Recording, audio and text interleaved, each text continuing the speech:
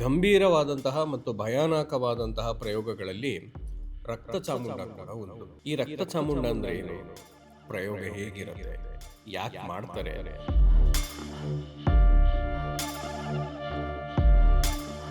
ರಕ್ತ ಚಾಮುಂಡ ಪ್ರಯೋಗ ಅನ್ನುವಂಥದ್ದು ಉಗ್ರ ದೇವತೆ, ಬಹಳ ಉಗ್ರ ದೇವತೆ.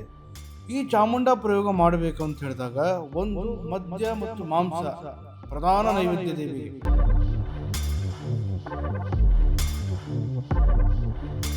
ಮಾಡುವಂತಹ ವ್ಯಕ್ತಿ ಹೇಗೆ ಅಂತ ಹೇಳಿದ್ರೆ ಸ್ವತಃ ಬಲಿಗಳನ್ನ, ಸ್ವತಃ ತಮ್ಮ ರಕ್ತವನ್ನ ಅಥವಾ ಬಲಿಯ ರಕ್ತವನ್ನ ಆ ದೇವಿಗೆ ಅರ್ಪಣೆ ಮಾಡಬೇಕು.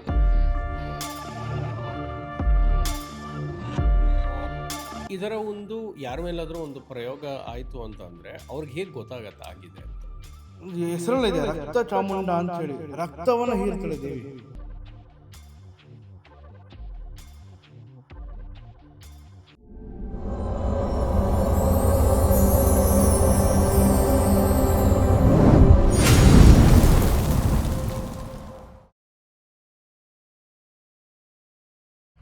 ಪ್ರಯೋಗದಲ್ಲಿ ಅತ್ಯಂತ ಗಂಭೀರವಾದಂತಹ ಮತ್ತು ಭಯಾನಕವಾದಂತಹ ಪ್ರಯೋಗಗಳಲ್ಲಿ ರಕ್ತ ಚಾಮುಂಡ ಕೂಡ ಒಂದು. ಈ ರಕ್ತ ಚಾಮುಂಡ ಅಂದರೆ ಏನು? ಪ್ರಯೋಗ ಹೇಗಿರುತ್ತೆ? ಯಾಕೆ ಮಾಡ್ತಾರೆ? ಅಥವಾ ಯಾರ ಮೇಲಾದರೂ ಪ್ರಯೋಗ ಆಗಿದ್ರೆ ಅದಕ್ಕೆ ಪರಿಹಾರ ಅನ್ನೋದು ಹೇಗಿರುತ್ತೆ ಅಂತ ತಿಳಿಸ್ಕೊಡೋದಕ್ಕೆ ತಾಂತ್ರಿಕ ಮನೆತನದ ದೈವಜ್ಞ ತಾಂತ್ರಿಕ್ ಗಜೇಂದ್ರ ಜೋಶಿಯವರು ನಮ್ಮೊಟ್ಟಿಗಿದ್ದಾರೆ. ಗುರುಗಳೇ ನಮಸ್ತೆ. ನೋಡಿ, ರಕ್ತ ಚಾಮುಂಡ ಪ್ರಯೋಗ ಅನ್ನುವಂಥದ್ದು ತಂತ್ರಶಾಸ್ತ್ರದಲ್ಲೇ ಬಹಳ ಅಗ್ರಗಣ್ಯವಾಗಿರುವಂಥದ್ದು. ರಕ್ತ ಚಾಮುಂಡ ಪ್ರಯೋಗ ಅನ್ನುವಂಥದ್ದು ತಾಂತ್ರಿಕ ವಿದ್ಯೆಯಲ್ಲಿ, ತಂತ್ರಶಾಸ್ತ್ರದಲ್ಲಿ ತಾಂತ್ರಿಕರು ಮತ್ತು ಮಾಂತ್ರಿಕರಿಗೆ ಬಹಳ ಪ್ರಮುಖವಾಗಿ ಒದಗುವಂತಹ ಪ್ರಯೋಗ. ಒದಗುವಂಥದ್ದು ಯಾತಕ್ಕೋಸ್ಕರ ಹೇಳ್ತಾ ಇದ್ದೀನಿ ಅಂತ ಹೇಳಿದ್ರೆ, ಚಾಮುಂಡೇಶ್ವರಿ ಬೇರೆ, ಚಾಮುಂಡ ಪ್ರಯೋಗ ಬೇರೆ. ಚಾಮುಂಡ ಮತ್ತು ಚಾಮುಂಡೇಶ್ವರಿಗೂ ಬಹಳ ಫರ್ಕಿದೆ. ಒಂದು. ಎರಡನೇ ವಿಧಾನ, ರಕ್ತ ಚಾಮುಂಡ ಪ್ರಯೋಗ ಅನ್ನುವಂಥದ್ದು ಹೆಸರಲ್ಲೇ ಇದೆ, ರಕ್ತವನ್ನು ಬಯಸುವಂತಹ ದೇವತೆಗಳು. ಅರ್ಥ ಆಯ್ತಲ್ಲ? ರಕ್ತವನ್ನು ಪ್ರಧಾನವಾಗಿ, ಬಲಿಗಳನ್ನು ಪ್ರಧಾನವಾಗಿ ಬಯಸುವಂಥ ದೈವ.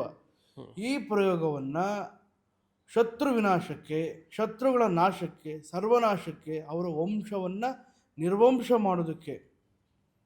ಆ ಶತ್ರು ಯಾವ ರೀತಿಯಲ್ಲಿ ಬಯಸ್ತಾರೆ ಅಂತ ಹೇಳಿದ್ರೆ ಜನಗಳವರಿಗೆ, ಶತ್ರು ಅನ್ನುವಂಥದ್ದು ಅಘೋರವಾಗಿ ಸಾಯಬೇಕು. ಆ ವ್ಯಕ್ತಿ ಭಯಾನಕವಾಗಿ ಸಾಯಬೇಕು. ಆಯ್ತು, ಅಷ್ಟು ಸೇಡಿರಬೇಕು ಆ ವ್ಯಕ್ತಿಗೆ. ಶತ್ರುವಿನ ಮೇಲೆ ಅತಿ ಭಯಂಕರವಾಗಿರುವಂಥ ಸೇಡಿದ್ದಂತಹ ಶತ್ರುಗಳಿಗೆ ಮಾತ್ರ ಈ ಪ್ರಯೋಗವನ್ನು ಮಾಡ್ತಾರೆ. ಇದೆಲ್ಲ ಮುಂಚೆ ರಾಜ ಮಹಾರಾಜರು ಆಸ್ಥಾನದಲ್ಲಿ ಆಯ್ತಾ, ಗುರುಗಳು, ವಿದ್ವಾಂಸರು, ಪಂಡಿತರು ಎಲ್ಲ ಇರ್ತಿದ್ರು. ಅದರಲ್ಲಿ ತಾಂತ್ರಿಕರು ಒಬ್ಬರು ಇರ್ತಿದ್ರು.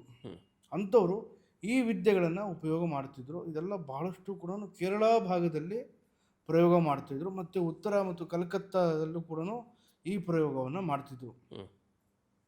ರಕ್ತ ಚಾಮುಂಡ ಪ್ರಯೋಗ ಅನ್ನುವಂಥದ್ದು ಉಗ್ರ ದೇವತೆ, ಬಹಳ ಉಗ್ರ ದೇವತೆ. ಈ ಚಾಮುಂಡ ಪ್ರಯೋಗ ಮಾಡಬೇಕು ಅಂತ ಹೇಳಿದಾಗ ಒಂದು ಮದ್ಯ ಮತ್ತು ಮಾಂಸ ಪ್ರಧಾನ ನೈವೇದ್ಯ ದೇವಿಗೆ. ಈ ಮಾಡುವಂತಹ ವ್ಯಕ್ತಿ ಹೇಗೆ ಅಂತ ಹೇಳಿದ್ರೆ ಸ್ವತಃ ಬಲಿಗಳನ್ನು, ಸ್ವತಃ ತಮ್ಮ ರಕ್ತವನ್ನು ಅಥವಾ ಬಲಿಯ ರಕ್ತವನ್ನು ಆ ದೇವಿಗೆ ಅರ್ಪಣೆ ಮಾಡಬೇಕು ಪ್ರತಿದಿನವೂ ಕೂಡ.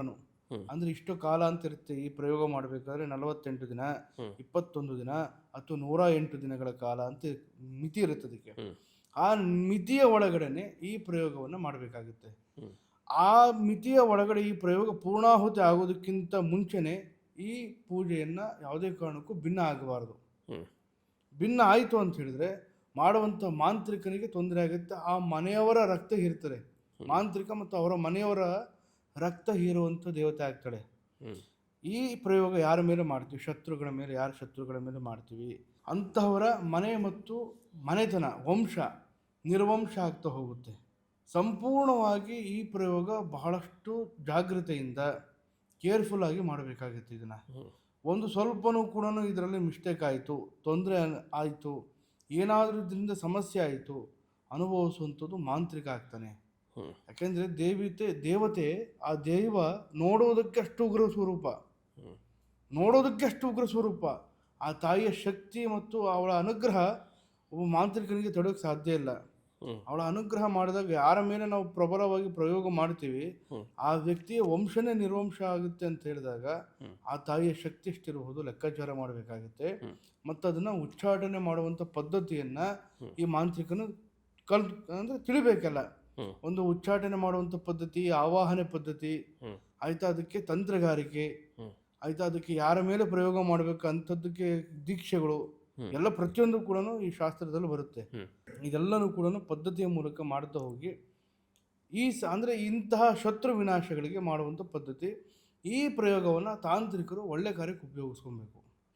ಇದರ ಒಂದು ಯಾರ ಮೇಲಾದರೂ ಒಂದು ಪ್ರಯೋಗ ಆಯಿತು ಅಂತ ಅಂದರೆ ಅವ್ರಿಗೆ ಹೇಗೆ ಗೊತ್ತಾಗತ್ತೆ ಆಗಿದೆ ಅಂತ? ಹೆಸರಲ್ಲಿದೆ ರಕ್ತ ಚಾಮುಂಡ ಅಂಥೇಳಿ. ರಕ್ತವನ್ನು ಹೀರ್ತಾಳೆ ದೇವಿ. ರಕ್ತವನ್ನು, ಒಬ್ಬ ಮನುಷ್ಯನ ರಕ್ತವನ್ನು ಸಂಪೂರ್ಣವಾಗಿ ಹೀರಿ ರಕ್ತ ಅಂದರೆ ದೇಹನೇ ವೀಕ್ ಮಾಡ್ತಾಳೆ. ಆ ವ್ಯಕ್ತಿ ಅಲ್ಲ, ಅವ್ರ ಮನೆತನನೇ ವೀಕ್ ಆಗುತ್ತೆ. ಬಹಳ ಚೆನ್ನಾಗಿರ್ತಾರೆ ಅವರೆಲ್ಲ, ಅಗರ್ಭ ಶ್ರೀಮಂತರಾಗಿರ್ತಾರೆ. ಭಗವಂತ ಅವರಿಗೆ ನೆಮ್ಮದಿ ಕೊರತೆನೇ ಮಾಡೋದಿರಲ್ಲ. ಅಂತಹ ಶ್ರೀಮಂತರು ಆಯ್ತಾ, ಇಂತಹ ಪ್ರಯೋಗ ಏನಾದರೂ ಆಗಿದ್ದೇ ಆಯ್ತಲ್ಲ, ಆಟೋಮೆಟಿಕ್ ಆಗಿ ಎಷ್ಟೇ ದುಡ್ಡಿದ್ರು ಏನು ಬಂತು ಜೀವದ ಮುಂದೆ, ಪ್ರಾಣದ ಮುಂದೆ ದುಡ್ಡು ತೊಗೊಂಡು ಏನು ಮಾಡ್ತೀರಾ? ಒಬ್ಬೊಬ್ಬರೇ ಖಾಲಿ ಆಗ್ತಾ ಹೋಗ್ತಾ ಇರ್ತಾರೆ ಅಷ್ಟೇ ಅಲ್ಲಿ. ಅಂತಹ ಪ್ರಯೋಗ ಆಗುವಂಥದ್ದು ಇದೆಲ್ಲ. ಜೀವಹಾನಿ, ಪ್ರಾಣಹಾನಿ, ಧನಹಾನಿ, ಮಾನಹಾನಿ ಆಗುವಂಥ ಪ್ರಯೋಗ ಇದು. ಪರಿಹಾರ ಹೇಗೆ ಗುರುಗಳೇ? ಇದಕ್ಕೆ ಪರಿಹಾರ ಮಾಡುವಂಥದ್ದು ಮಾಂತ್ರಿಕನ ಮೇಲೆ ಡಿಪೆಂಡ್ ಆಗ್ತಾ ಹೋಗುತ್ತೆ. ನೋಡಿ, ಇಂತಹ ಪ್ರಯೋಗಾದಿಗಳು ಬಹಳಷ್ಟು ಗಂಭೀರವಾಗಿರುವಂಥ ವಿಷಯಗಳಿವೆಲ್ಲ. ಸುಮ್ಮನೆ ನಾವು ಹೇಳುವಂಥದ್ದು ಕೇಳುವಂಥದ್ದಲ್ಲ. ಇದೆಲ್ಲ ಅವರವ್ರ ಮೇಲೆ ಯಾರ್ಯಾರ ಮೇಲೆ ಆಗ್ತಾ ಹೋಗುತ್ತಲ್ಲ, ಅವ್ರಿಗೆ ಆಗುವಂತಹ ಕೆಲವೊಂದು ಪರಿಣಾಮಗಳನ್ನು ಅವರು ಲೆಕ್ಕಾಚಾರಕ್ಕೆ ತೊಗೊಬೇಕು. ಕೇರ್ಲೆಸ್ ಯಾವುದೇ ಕಾರಣಕ್ಕೂ ಯಾವ ಮನುಷ್ಯನೂ ಕೇರ್ಲೆಸ್ ಮಾಡೋಕ್ಕೆ ಹೋಗ್ಬಿಡಿ. ಯಾವ ಶತ್ರುಗಳು ಎಲ್ಲಿರ್ತಾರೆ, ಯಾವ ಹುತ್ತದಲ್ಲಿ ಯಾವ ಹಾವಿದೆ, ನಮ್ಮ ಅಕ್ಕಪಕ್ಕದಲ್ಲಿ ಯಾರು ಶತ್ರುಗಳಿದ್ದಾರೆ ನಿಮ್ಗೆ ಗೊತ್ತಿರೋದಿಲ್ಲ. ಇಂತಹ ವಿಚಾರಗಳು ನಿಮ್ಗೆ ಗೊತ್ತಾಗ್ತಾ ಇದೆಯಾ ಅಂದರೆ ನೀವು ಬಹಳಷ್ಟು ವೀಕ್ ಆಗ್ತಾ ಇರಬಹುದು, ಅಥವಾ ನಿಮ್ಮ ಮನೇಲಿ ಸಮಸ್ಯೆ ಅನುಭವಿಸ್ತಾ ಇರ್ಬೋದು, ತಾವು ಏನಾದರೂ ಒಂದು ಸಣ್ಣ ಸಮಸ್ಯೆ ಅನುಭವಿಸ್ತಾ ಇರಬಹುದು, ಮನೆಯಲ್ಲಿ ಏನಾದರೂ ದುರ್ಮರಣ ಆಗಿರ್ಬೋದು, ದುರ್ಘಟನೆಗಳಾಗಿರ್ಬೋದು ಆಯಿತಾ, ಯಾರೋ ಬಂದು ಪ್ರವೇಶ ಆಗುವಂಥದ್ದಾಗಿರ್ಬೋದು, ಮನೆಯಲ್ಲಿ ಕಿರಿಕಿರಿ ಜಗಳ ಆಗುವಂಥದ್ದಾಗಿರ್ಬೋದು, ಮತ್ತು ಏನಾದರೂ ಆರೋಗ್ಯ ಸಮಸ್ಯೆ, ಪ್ರತಿಯೊಂದು ಕೂಡ ಸಮಸ್ಯೆ ಕಾಡ್ತಾ ಇದೆಯಾ, ಎಷ್ಟೇ ದೇವಸ್ಥಾನಕ್ಕೆ ಹೋಗಿ ಆಯಿತಾ, ಪೂಜೆ ಪುನಸ್ಕಾರಗಳನ್ನು ಮಾಡಿ ಆಯಿತಾ, ಎಷ್ಟೇ ಕಂಡ ಕಲುಗೂ ಕೂಡ ಕೈ ಮುಗಿದು ಹರಕೆ ಹೊತ್ತರೂ ಕೂಡ ಸಮಸ್ಯೆ ಪರಿಹಾರ ಆಗ್ತಾ ಇಲ್ವಾ? ದಯವಿಟ್ಟು ಕೇರ್ಲೆಸ್ ಮಾಡಬೇಡಿ. ಯಾಕೆಂದರೆ ಮನುಷ್ಯ ನೋಡಿ, ದೈವ ಯಾರಿಗೂ ಅನ್ಯಾಯ ಮಾಡೋದಿಲ್ಲ. ಅನ್ಯಾಯ ಮಾಡುವಂಥದ್ದಿರೋ ಮನುಷ್ಯನೇ. ಮನುಷ್ಯ ಸ್ವಾರ್ಥಿ ಆಗ್ತಾನೆ. ಯಾವಾಗ ಮನುಷ್ಯ ಸ್ವಾರ್ಥಿ ಆಗ್ತಾನೋ ಇಂತಹ ಕ್ರಿಯೆಗಳನ್ನು ಮಾಡ್ತಾನೆ. ಇದನ್ನ ನಮ್ಮ ಪುರಾಣಗಳು ಮತ್ತು ನಮಗೆ ಶಾಸ್ತ್ರಗಳು, ಈ ತಂತ್ರಶಾಸ್ತ್ರಗಳು ಒಳ್ಳೆ ಕಾರ್ಯಕ್ಕೆ ಮಾತ್ರ ಉಪಯೋಗಿಸ್ಕೊಳ್ಳಿ ಅಂತ ಹೇಳಿದೆ. ಆದರೆ ಕಲಿಯುಗ ಏನಾಗ್ತಾ ಇದೆ ಅಂದರೆ ಕಾಲ ಸಮಯ ಬಂದಾಗೆಲ್ಲ ಏನಾಗ್ತಾಯಿದೆ, ಕಾಲ ಹೋದಂಗೆಲ್ಲ ಏನಾಗ್ತಾಯಿದೆ, ಮನುಷ್ಯನು ಸ್ವಾರ್ಥಕ್ಕಾಗಿ, ತನ್ನ ಸ್ವಇಚ್ಛೆಗಾಗಿ ಉಪಯೋಗಿಸ್ಕೊಳ್ಳುವಂಥದ್ದು ಜಾಸ್ತಿ ಆಗ್ತಾ ಇದೆ. ಅವನು ಉದ್ಧಾರ ಆಗಬೇಕು ಅಂತ ಹೇಳಿದ್ರೆ ಅವನು ಏನು ಮಾಡೋಕ್ಕೂ ಕೂಡ ಹೆಸರಿರುವಂಥ ವ್ಯಕ್ತಿ ಆಗ್ತಾನೆ. ಇಂತಹ ಕಾರ್ಯಗಳು ಯಾವಾಗ, ಇಂತಹ ಪ್ರಕ್ರಿಯೆಗಳು, ದೈವವನ್ನು, ಆವಾಹನೆಗಳನ್ನು ಯಾರು ಮಾಡ್ಕೊತಾನೆ, ಕೊನೆಗೆ ಅವನೇ ಅನುಭವಿಸುವಂಥ ಮೂಮೆಂಟ್ ಬರುತ್ತೆ. ಅದಕ್ಕೇ ಧರ್ಮೇ ಜಯ ಕರ್ಮೇ ಫಲ ಅಂತ ಹೇಳ್ತೀವಿ ನಾವು. ಕರ್ಮಕ್ಕೆ ಯಾವತ್ತಿದ್ರೂ ಫಲ ಇದ್ದಿರುತ್ತೆ. ಅವನು ಅನುಭವಿಸಿಲ್ಲ ಅಂತ ಹೇಳಿದ್ರು ಅವ್ರ ಮಕ್ಕಳು ಮೊಮ್ಮಕ್ಕಳಾದರೂ ಅನುಭವಿಸ್ತಾರೆ. ಉಚ್ಚಾಟನೆ ಹೇಗೆ ನೋಡಿ, ಉಚ್ಚಾಟನೆ ಪದ್ಧತಿ ಅನ್ನುವಂಥದ್ದು ಕೆಲವೊಂದು ಹಂತದಲ್ಲಿ ಮಾಡಬೇಕಾಗುತ್ತೆ. ಅಂದರೆ ಈ ವ್ಯಕ್ತಿಗೆ ಆಗ ರಕ್ತ ಚಾಮುಂಡ ಪ್ರಯೋಗ ಅನ್ನುವಂಥದ್ದು ಬರುತ್ತಲ್ಲ, ಚಾಮುಂಡ ಅನ್ನುವಂಥದ್ದು ಬಹಳ ಉಗ್ರ ದೇವತೆ. ಯಕ್ಷಿಣಿಗಳಲ್ಲಿ ಚಾಮುಂಡ ಅನ್ನುವಂಥದ್ದು ಯಕ್ಷಿಣಿನೂ ಒಂದು. ಈ ಯಕ್ಷಿಣಿನ ನಾವು ಆ್ಯಕ್ಚುಲಿ ಇದರಲ್ಲೂ ಕೂಡ ನೋಡ್ತೀವಿ ನಾವು. ಖಡ್ಗಮಾಲ ಸ್ತೋತ್ರದಲ್ಲೂ ಕೂಡ ಇದರ ಉಲ್ಲೇಖ ಇದೆ. ತ್ರೈಲೋಕ್ಯ ಮೋಹನ ಚಕ್ರದಲ್ಲೂ ಕೂಡ, ಅಷ್ಟಮಾತೃಕೆಯಲ್ಲೂ ಕೂಡ ಚಾಮುಂಡಾದೇವಿ ಉಲ್ಲೇಖ ಇದೆ. ಮತ್ತು ನಾವು ಈ ಪ್ರಯೋಗವನ್ನು ಮಾಡುವಂಥ ಸಂದರ್ಭದಲ್ಲಿ ಇದನ್ನು ಮಾಂತ್ರಿಕ ಇಷ್ಟು ದಿನಗಳ ಕಾಲ ಅಂತ ಇರುತ್ತೆ.